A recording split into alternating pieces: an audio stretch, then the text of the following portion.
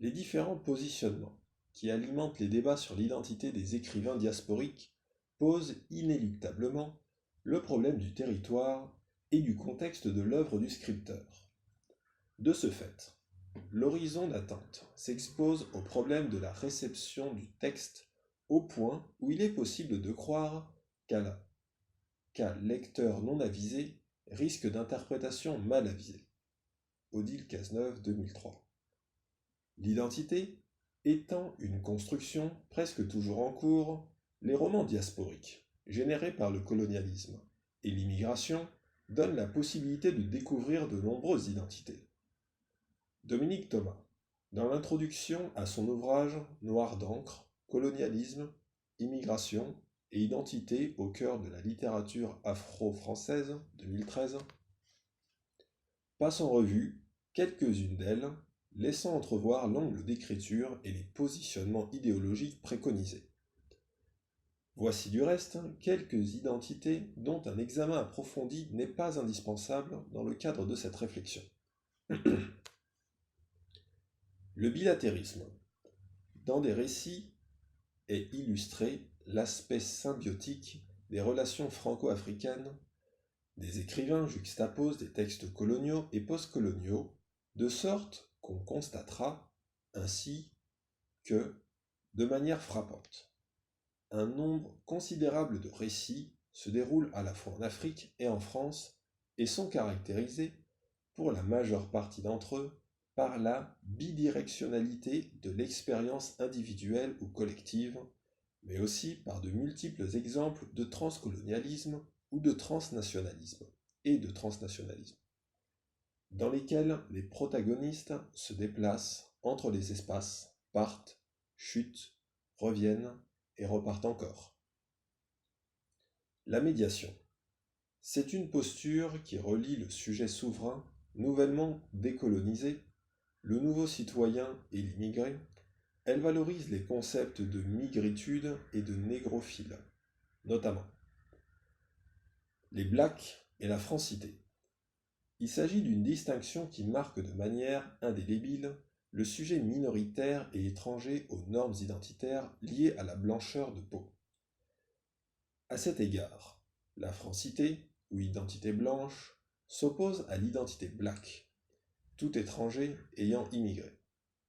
D'où les néologismes d'épartenance et désappartenance qui illustrent le distinguo entre des parts, des partis et des partenaires différents et différenciés. La littérature monde. Par cette désignation, il est remis en question la notion de centre, cet hypocentre à partir duquel rayonnait une littérature franco-française.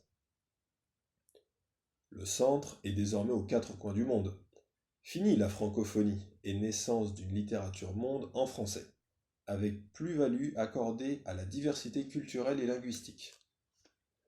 L'afro-parisianisme, ce terme devenu courant à la fin du XXe siècle, a permis l'évaluation des identités dans le cadre d'une communauté diasporique franco-africaine. Cet environnement alternatif est devenu l'incubateur d'un style cosmopolite d'écriture. L'intérêt littéraire étant accordé à Paris en tant que contexte social des œuvres des auteurs, du thème abordé et de l'origine du public.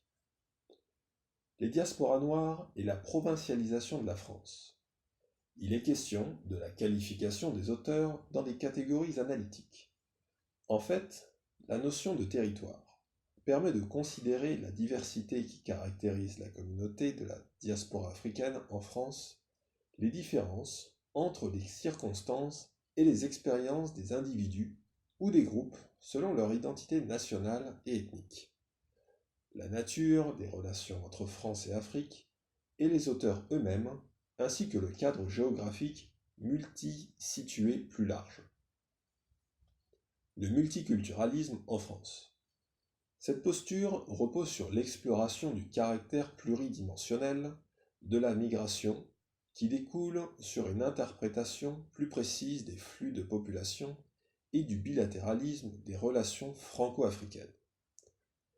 Il devient primordial de laisser un regard sur les Africains soldats, étudiants, intellectuels, victimes de l'esclavage moderne, femmes opprimées, réfugiés politiques, sapeurs, demandeurs d'asile et sans-papiers qui ont significativement transformé le paysage parisien tout au long du XXe siècle. À côté de cette classification, les afropéennes sont les femmes qui, nées en Europe, de parents africains ou antillais, se sont définies par le regard de l'autre, ni tout à fait comme africaines, ni tout à fait comme européennes, alors qu'elles le sont bel et bien. Ce cadre n'étant pas le lieu du développement exhaustif, nous n'avons pas jugé nécessaire d'observer les concepts de relations interraciales au Royaume-Uni et de l'Atlantique noir développé en Grande-Bretagne moderne par Paul Gilroy, pour exposer la spécificité des identités noires britanniques.